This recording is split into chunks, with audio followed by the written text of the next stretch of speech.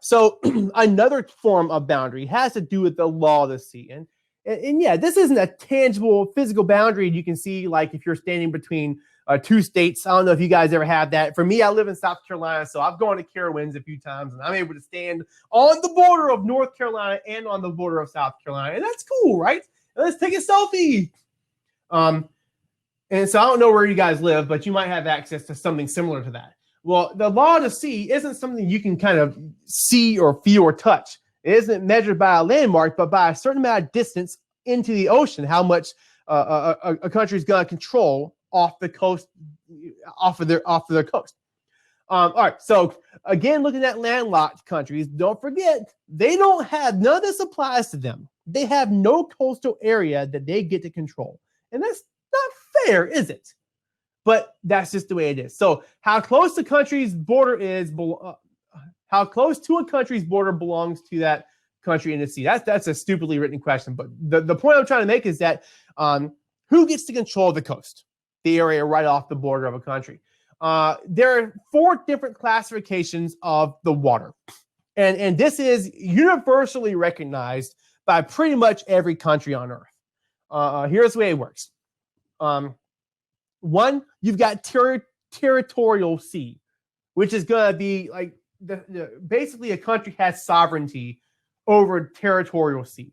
That is considered more or less the same as if you're on land. 12 nautical miles, that's not very far, from the coast of that country is going to be controlled with sovereignty by that country. So the United States controls everything on the coast up to 12 nautical miles. If you are a Chinese warship, you don't want to go within that 12 miles. The contiguous zone is going to be twice the distance of the territorial sea. That's going to be the within 24 nautical miles. And this is where those countries get to enforce laws on customs. That means what can and cannot come into the country. This is where they deal with things like enforcing immigration. They can enforce sanitation, what you're able to bring in, what you're able to, what people are able to, I guess, dispose of within the coastal area. Number 3 is going to be the exclusive economic zones. Now, you're looking at a much wider land, I guess, a much wider area of the sea now. 200 nautical miles from the coast is going to be the exclusive economic zone. This is where countries can determine what kinds of economic activities are going to happen off their coast, like fishing, exploring the sea, extracting resources, and things like that, okay? The high seas, everybody gets to ride, okay? So what that means is that you can't control something beyond 200 nautical miles of your border, all right? It's just going to be the high seas, and it's everyone's turf. Nobody can control that. All right, so I missed the opportunity to put a really cool map on here, but actually 2 really cool maps. But I'm not sure if y'all have heard or have researched at any point in the last several years the issue with the South China Sea, right? So if you Google South China Sea news, it's probably a news article from within like a couple of days having to do with sovereignty issues over that whole region of the earth.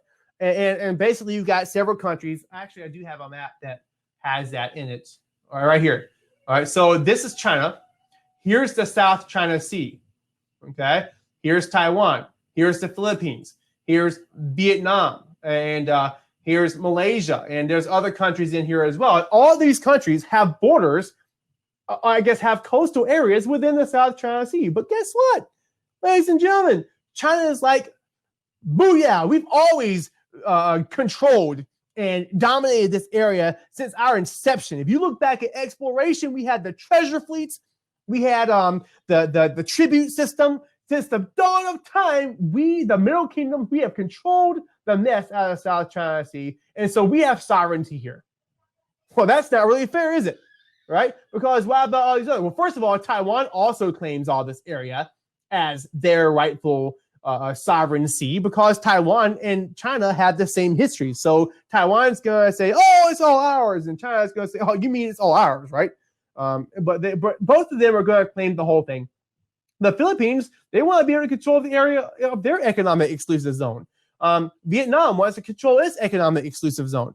But you've got China in here doing all sorts of stuff to try to exert their political and economic force in that area. I missed another opportunity for a map.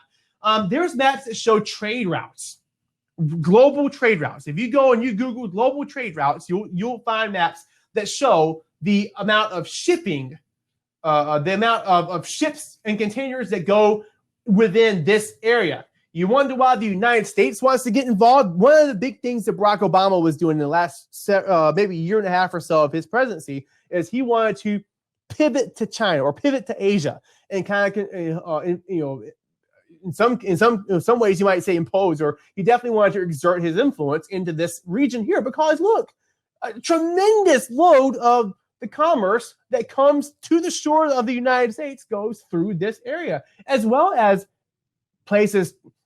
Shipping will go into the Middle East and from here into Europe. Shipping will go to other parts of Europe, around Africa, or to the United States. So this area here is such an important area to control. And if China says, "Hey, by the way, we're all going to control this. We're going to build islands." They've literally been dredging out dirt to build islands where will set up airstrips and military bases and things like this in the South China Sea, so that they can say, we've got a foothold in this area, it's ours to control. So that's a major sovereignty point right now. We looked at sovereignty a few weeks ago, having to do with law to sea issues, okay? Another example of a law to sea issue would be the Arctic Circle, okay? There's a lot there's the Arctic Ocean, right? Well, you got Canada, you've got Russia, you've got Scandinavian countries, these countries that have coastline that overlap with other countries' coasts. And so in some cases, there is conflict over who gets to control what area within the Arctic Ocean. Here's a visual that shows the different zones we're talking about. All right, so here's your territorial zone, your contiguous zone, your exclusive economic zone would be all of this, really. And then this is the high seas, where everyone is able to be in this part. This is a cool little visual. You can Google law to sea and click on images and find a lot of different examples of this. You don't need to know like great depth on this topic. I really don't think you do. On the surface, you need to be able to explain what it is, why it's important, give maybe some examples of countries maybe or certain conflicts having to do with law to sea, and you should be set.